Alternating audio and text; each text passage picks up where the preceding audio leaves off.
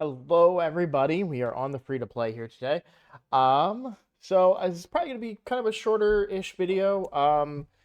Just giving you guys a check-in on how we're doing with everything that happened. So if you missed it in episodes, we're in episode 61 now. If you missed episode 60, we pulled our sacred shards, and we finally got our second legendary. So we got Ultimate Death Knight. Um, I said this in the video, and I want to reiterate it here. It may have seemed like I wasn't excited or something about getting Ultimate Death Knight. I am super excited. This is an amazing champion. Very, very valuable, especially for an early game account because he brings everything. He brings shields, he brings heals, he brings a decreased attack, he brings fear if they're a legendary, he brings taunt, and then his passive makes it very easy to keep the other champions on your team alive, um, just in general. So, a very, very solid legendary that is going to help me quite a bit here in the early game. He doesn't necessarily bring a lot of damage, but you can make up for that with things like Toxic Gear, where if you put him in Toxic Gear, he'll start applying poisons and kill enemies that way, as opposed to just big, hard hitting AoE type attacks. So I am very excited to have UDK. The only reason may have seemed like I wasn't was because I started playing.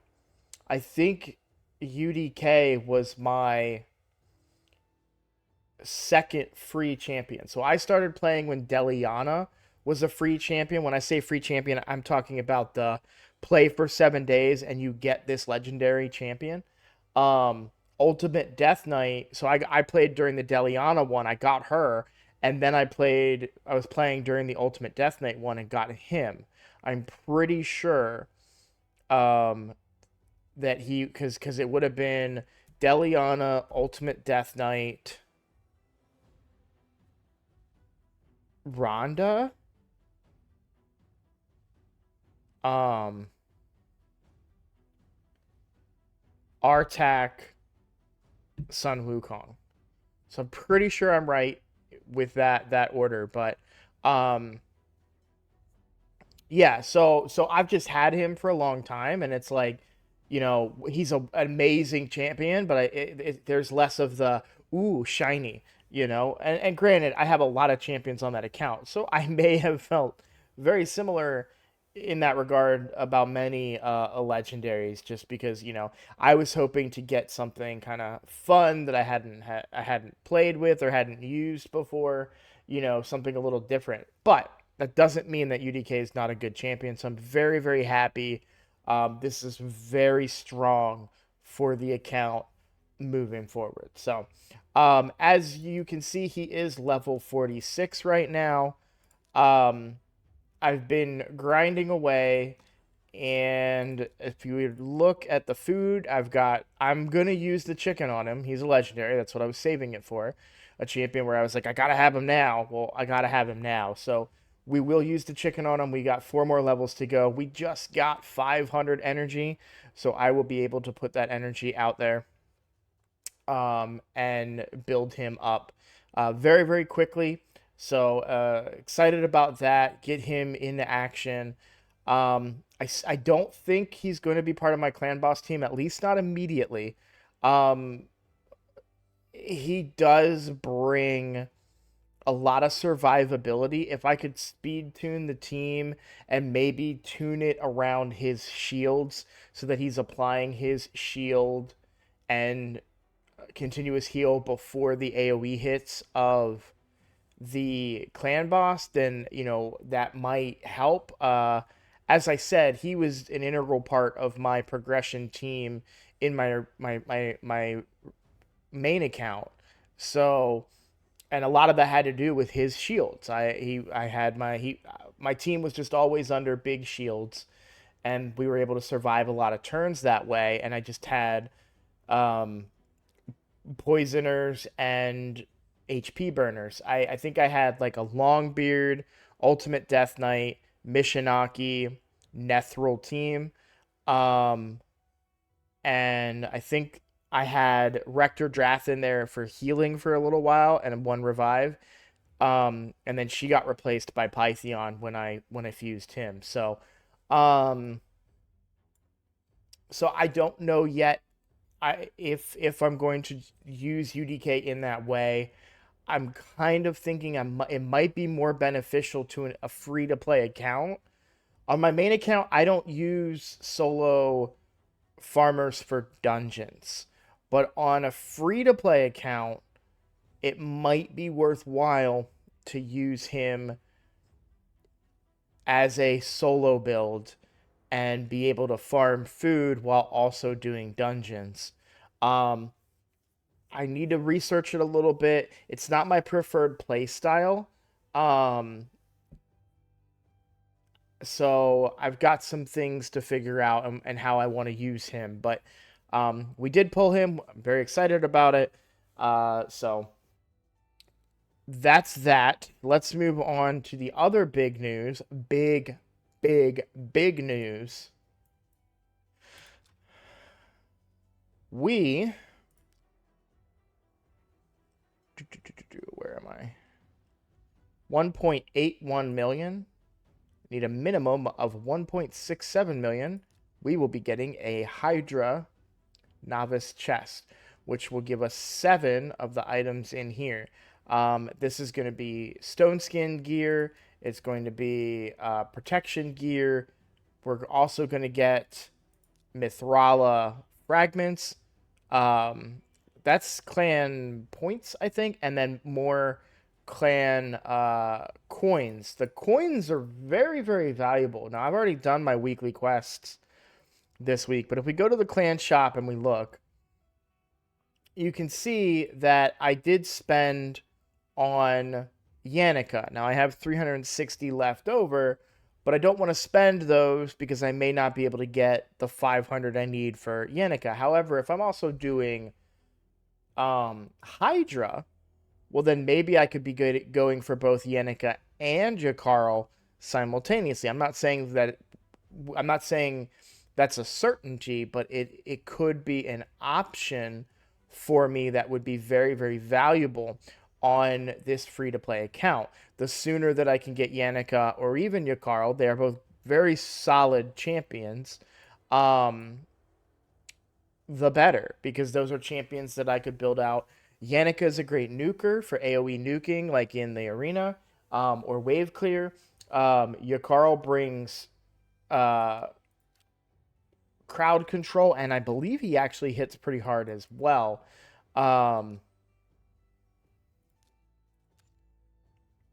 And a little bit of freezing. I mean, not he brings a lot of freezing, but I mean a little bit of freezing with multi-hitting in that could contribute in areas like hard Fire Knight if we were to ever get there.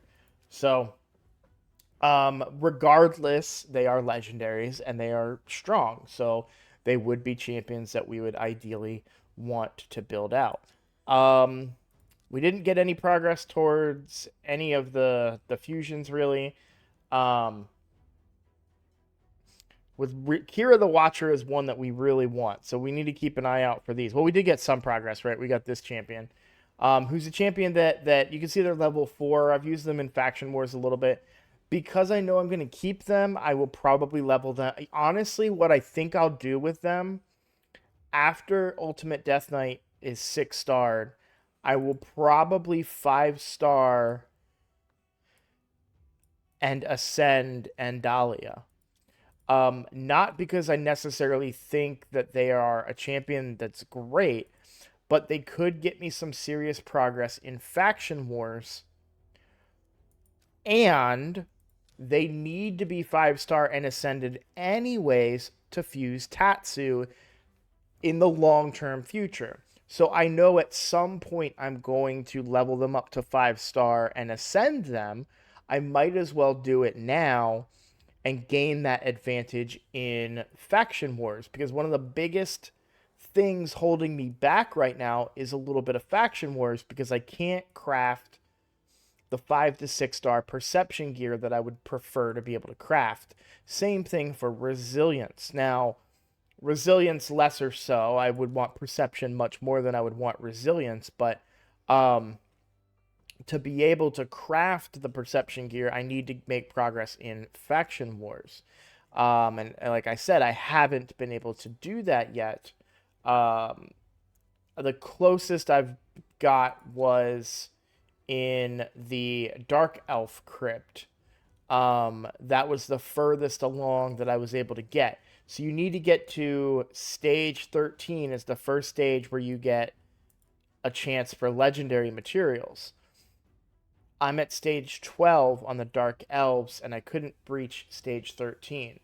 Um, and obviously we're very early in the game. No one's expecting to, this. I'm not in any way expecting this account to be able to clear stage 13. But if I can start working towards it and making a little bit of progress while also gaining advantage elsewhere in the game, that will be very beneficial.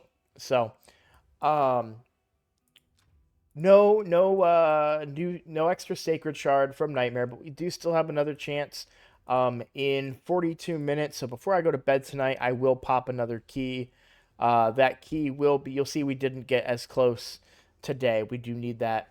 We're still pretty high, but we still need that extra key there. So, um, and then we still have a chance. If I pull an extra sacred tomorrow, I'll record during my recording. We'll knock that out. But yeah, so the goal right now is just Death Knight. I'll be recording tomorrow the question block episode. There are a lot of questions out there. Just a preview of what to expect. Some of them are about how do I have food farming leveling up so fast. There was one paragraph one that I didn't get a chance to read just yet, but I will analyze that prior to making the video tomorrow. And there were a couple others that I just can't remember off the top of my head. Some of them are even statements that they bring up interesting points or interesting topics that I want to talk about.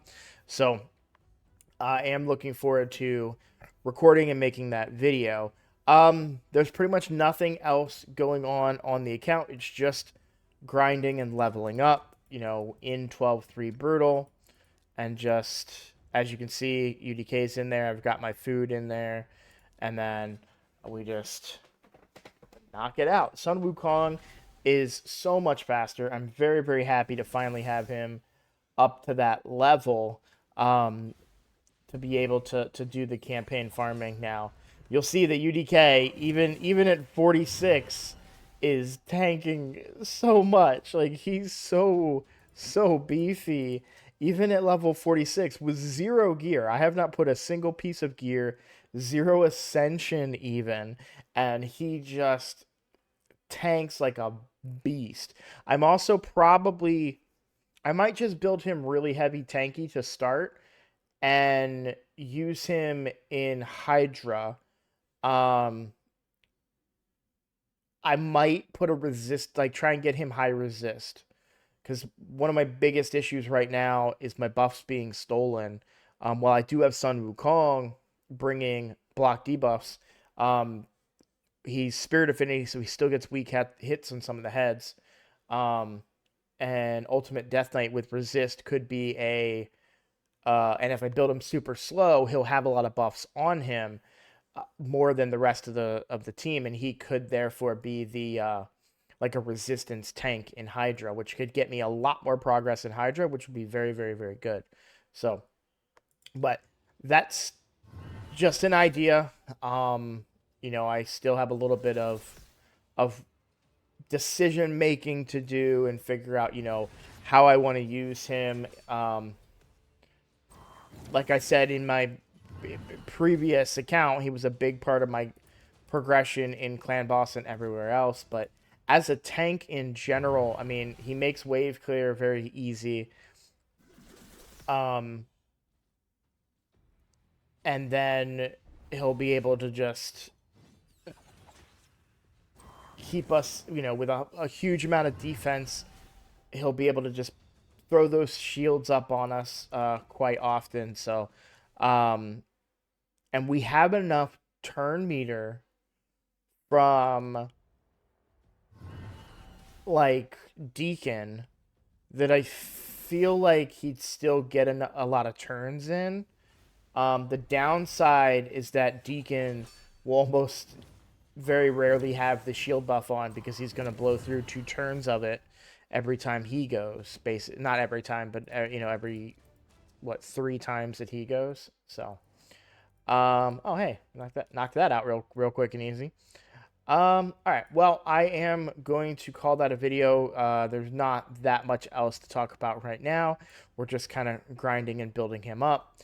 But I do expect him to help carry me at least in dungeons like Ice Golem, Spider's Den, and Dragon's Lair. Maybe lesser so in Fire Knight, because I lack the multi-hitting. I do wonder if Apothecary I might take out Ursula. Well, I already am taking out Ursula. So I don't know where I'm gonna fit him in for the Fire Knight squad. Or most of these squads, to be honest. He might replace Sun Wukong in a lot of this content. The only reason he wouldn't replace Sun Wukong in Clan Boss is because the build that I'm going for right now is so damage heavy, it's not surviving. We're trying to just push as much damage as we can before we all die. Where um to progress in these dungeons, we're more so looking to uh survive while also doing damage. I don't care necessarily if I'm doing Spider 20 in a 10-minute run, as long as we're 100%, like we're getting it down every time. Even if it takes 10 minutes, I'm okay with that. Same for any of the dungeons. Whereas, uh, 10 minutes in Clan Boss, his damage gets higher and higher as Clan Boss goes on. Like, with the dungeons, if you can survive their big hits, then you're good to go. You just keep pushing. So, and you just slowly whittle them down with War Master procs and the like. So, I'm hoping that Ultimate Death Knight might be able to bump up our survivability in those areas. So, all right.